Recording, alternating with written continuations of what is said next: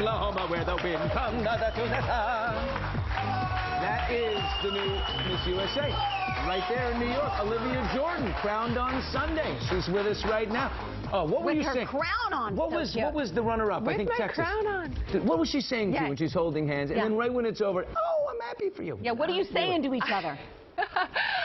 Texas and I have been friends for several months now. We got the opportunity to meet, and we really connected. We have a similar energy, and I knew that there was a possibility that I could be standing up there with her at the end. And so I had always said, Texas, if you win Miss USA, you have to go win Miss Universe, because then we can be roommates, and then we'll live together, and then you'll be Universe, and I'll be Miss USA.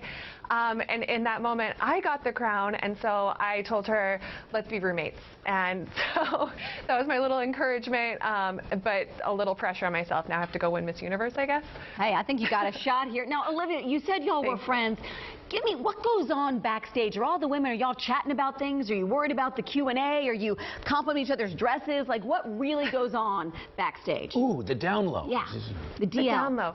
It's such a community. It's actually crazy. I could never imagine how close the girls would get. You go through a lot in 2 weeks. It's a lot of rehearsal. It's really long days. It's not very much sleep, and you really bond. It's like camp for grown-ups, and it's lovely. I imagine we're doing some crunches backstage, you know, before the show. Everybody's doing their push-ups in the hallway. I definitely was doing a few little squats, yes. Squats in your bikini.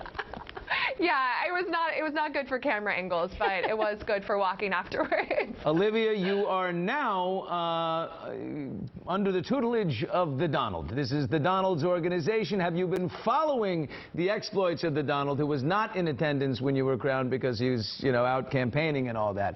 But have you been following him?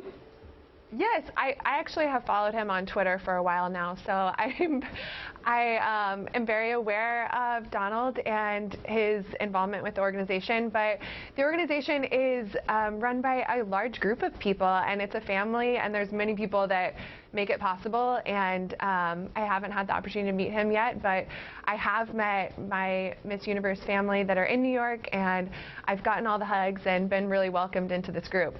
Olivia, let's talk about that gorgeous hot pink gown. How did you choose that for the finale?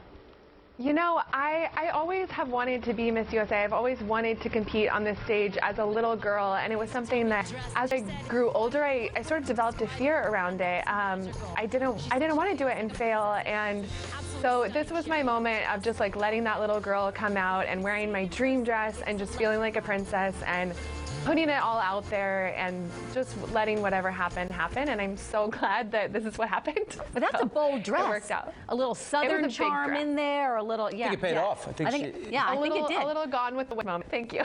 It popped.